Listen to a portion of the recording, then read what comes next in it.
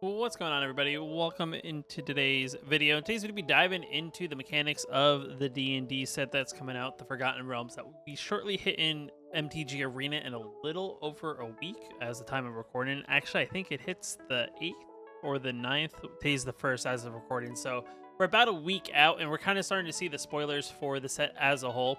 And to be quite honest, if you're someone who is a fan of D&D, maybe never tried Magic the Gathering Arena, you're seeing this video for the first time, it is a great time to kind of get in, as we're going to be getting that flavor of D&D into Magic the Gathering as a whole. And if you're someone who's never played D&D before, or Magic the Gathering player, it's definitely gonna be one of those sets that kind of gets you maybe into D&D in a little bit with some of the cards and some of what the mechanics that we are getting to kind of get that D&D feel in our Magic the Gathering game. With that being said, everybody, hey everyone, I'm Scar TV coming at you with another Magic the Gathering video. If you like the video, hit that like button. It definitely lets me know you guys like these style of videos. If you're new here, wanting to post new videos on the channel, hit that subscribe button. With that being said, let's just dive into the mechanics and let's just talk about it. So the first mechanic that we actually got spoiled to us a little bit ago, I think last week, at some point, I think it was like at the beginning of last week or towards the end of last week, we got a little preview into the new venture mechanic that comes with the set. If you don't know, venture is essentially a concept that kind of makes us venture into a dungeon or start a dungeon, which is a whole card I'll go over in a little bit. But there'll be cards that you'll see in the text of what the cards do. Whenever you do something, you then say venture, what essentially either means you enter the first room of said dungeon and or you advance to the next room if you already are in a dungeon. Essentially what you're trying to do here is you're going to be going through these dungeons throughout the game as you're playing. Every time you do a venture, you're either going to get rewarded or some sort of effect will go off. As of right now, I think we only have 3 different dungeons available currently. I don't know if there's going to be more dungeons, but we have 3 so far, and I don't know if there's going to be different rarities to the dungeons. But essentially you have cards like this one here, Young T Malison. It's a snake rogue. It's a 2-mana 2/1. It can't be blocked as long as it's attacking alone, so this is something maybe you want to play early game in a blue deck. In the sense that you're going to want to make it as unblockable as possible, so every time you do deal combat damage to a player, you venture into a dungeon, which essentially, like I said, you advance your way through the dungeon. It's definitely an interesting mechanic, as they're not just creature cards that have the venture ability. There's also spells that you can venture after you cast particular spells. And I think there's also other effects, maybe in some sort of enchantments, that whenever something happens, you then also venture, which is definitely pretty cool. And it's definitely one of those things that we'll kind of see how it plays out overall, and if we do get some more dungeons other than the ones we have kind of already gotten. Now, the next card we have up on the list are the dungeons themselves. Right now, I have the Tomb of Annihilation as our default dungeon we're kind of going to go over. But essentially, as you can kind of see here, this is a card that is new to the game. It kind of goes in like your commander zone, kind of similar to where your companion goes if you play a deck with a companion. And essentially, every time you play a card with venture, this is where you're going to be pulling these dungeons out of to then put into play. And I actually think these actually are a completely separate count from what you currently have in your deck, so they don't go against you in your sideboard or anything. So ventures are just their own thing completely. So we'll kind of see how that plays out as the set kind of sees its play, if it's going to get some sort of rule and change in the future, or if it's something they're going to keep. Maybe they're not going to be as powerful, because maybe that's why they want to make it the way they are. But essentially, like I said with the prior card, any card that you have some sort of adventure ability, you're going to either put this card into play and or you're going to venture further and further into the dungeon. And as you can kind of see here, the further you go into the dungeon, depending if you choose the left and or right side, certain things will happen as you descend further and further down the dungeon. Like you can see here, as we go down the left-hand side, outside the first room, which each player loses 1 life in the trapped entry. And the left-hand side, Veils of Fear. Each player loses 2 life unless they discard a card, so it's like a little bit of discard action, or they lose life in the process. Sandfall Cell. Each player loses 2 life unless they sacrifice an artifact, creature, and or land. So it's like a thing that makes it's penalized in both players, but in the way to maybe your benefit, depending on what style of deck you are playing. And then the last chapter here is Cradle of the Death God. Create a tropple artifact, or create a tropple, a legendary 4/4 black horror creature with Death Touch, which is definitely pretty cool. And it's definitely one of those things, like, I don't know how quickly you're going to be able to get yourself through a dungeon.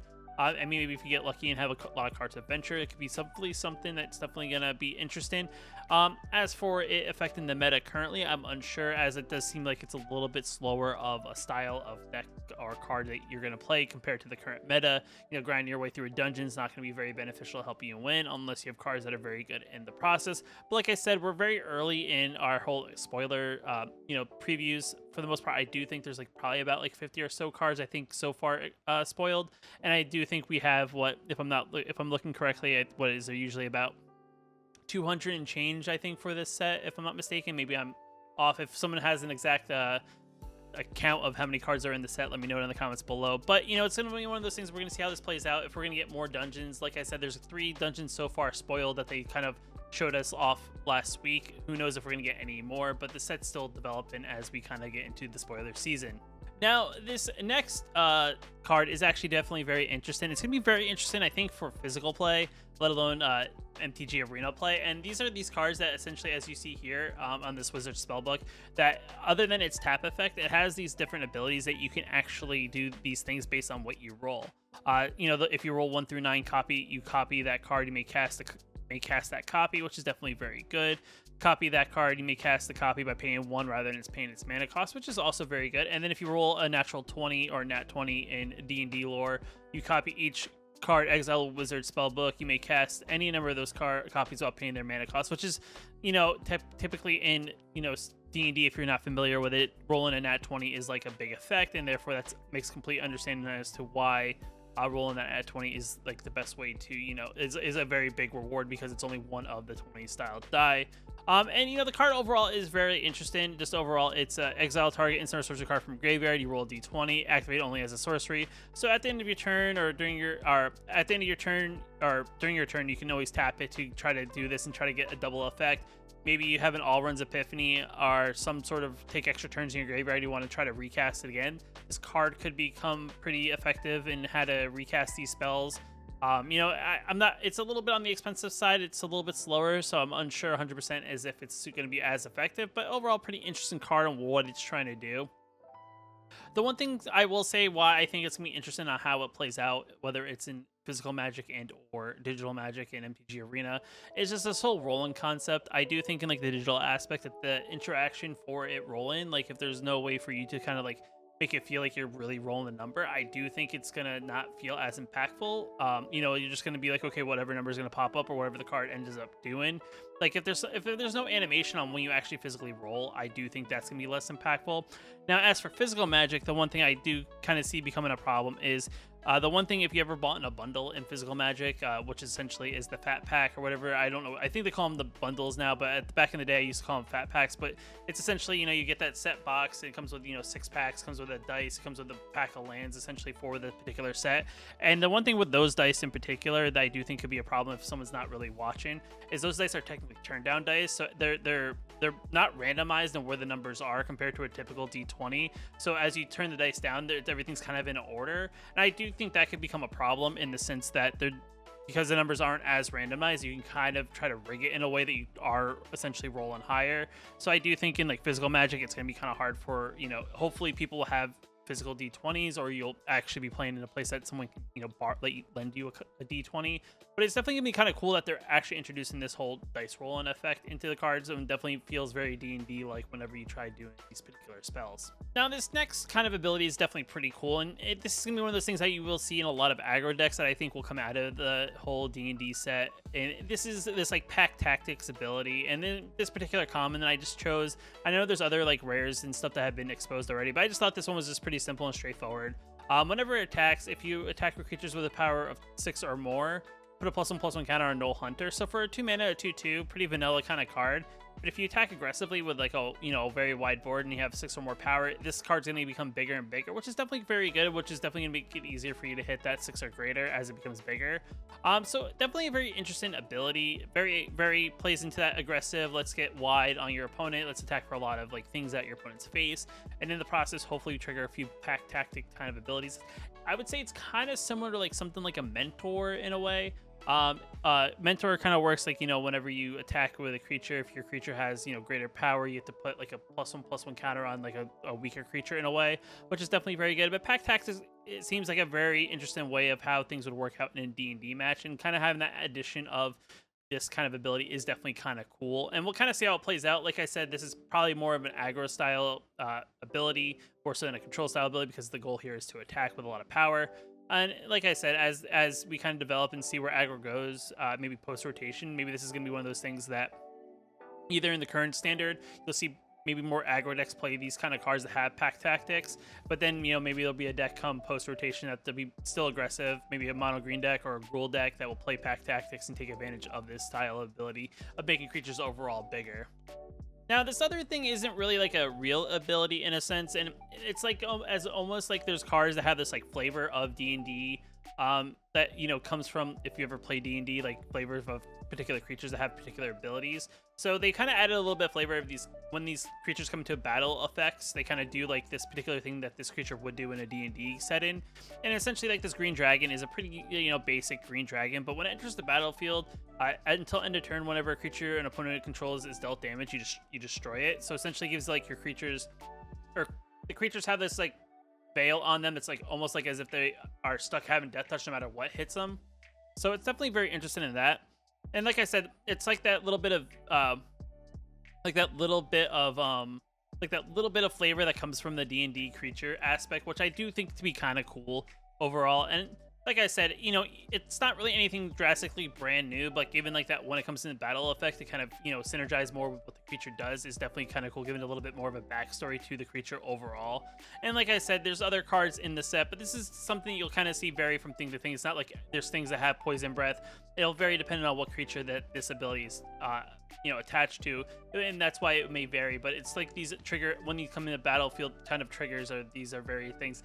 I do think there's a card I actually spoiled on my community tab the other day, which was like the Gelarious Cub, and it has the ability Engulf, which essentially eats a creature your opponent, essentially it exiles a creature your opponent has, and you can then later figure out if you want to destroy it or keep it exiled underneath Gelarious Cub, which is, yet again, it's another thing that comes with the flavor text that kind of goes with the flavor of the creature overall. Now, I know that's kind of like nothing really too crazy, and it's kind of hard to really say where the set game, this set is really going. It does feel like they're going for that very, very like D&D feel when it comes to how each, card ability has. And like I said, it's going to be interesting how it impacts Standard currently, as Standard I feel like is in a pretty much set place. The power level is much higher in some of the older sets like the Ikoria, the Throne of Eldraine, and whatnot. So you may see very minor impact overall when it comes to where these cards are going to really fit into these current Standard decks. But I do think it's going to be kind of interesting where the meta goes as a whole with the various sets we have, have and will have, come September when rotation does happen in Standard, and these older, more powerful sets kind of rotate out. I feel like we're in this part where there's going to be a lot more experimenting, kind of figuring out what's good, what's not good. And I do think it's going to be that culmination of combining maybe a few of these different abilities with some of the stuff that's already come out, whether it's like a Gruul aggro with like the pack tactics plus landfall kind of stuff, or maybe the game kind of slows down and we go more a little bit into like that mid-range / control style of games, and you see more of like these like slower style decks. And I do think adding a little bit of that D&D flavor into all that makes the game overall interesting. Sure, it's not really, Magic lore per se, but we're kind of exploring a world that kind of feels very similar to Magic in the sense of like what creatures there are that exist in the world, as well as, what abilities and certain spells that just feel very Magic-like, regardless of if they're from a completely different game. But let me know what you guys think overall, and what you may have seen or what you may not have seen in MTG, in the D&D Forgotten Realms set. What are you liking so far from what you've seen? If you haven't seen anything, I'll have a link for the previews on the Wizards website if you want to take a look and kind of scroll through to get some spoilers of what is to come to Arena and or Physical Magic, depending on if you're hopping back into playing Physical Magic. But with that being said, guys, if you like the video, hit that like button. It definitely helps out a lot. If you're new here, want to post new videos on the channel, hit that subscribe button. With that being said, I'll see you in the next video. I just want to thank the supporters of the channel with the names you see here on the screen. You can also become a member yourself if you click the join button down below, or go to the link in description and become a member yourself. It helps out the channel in many ways. But until next video, guys, I'll see you later.